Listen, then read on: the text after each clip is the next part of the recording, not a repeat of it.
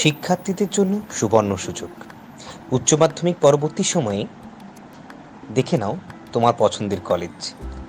Guidance world একাডেমির তরফ থেকে প্রত্যেক ছাত্রছাত্রীকে কেরিয়ার কাউন্সেলিংয়ের মাধ্যমে কলেজ ভিজিটে নিয়ে যাওয়া হচ্ছে।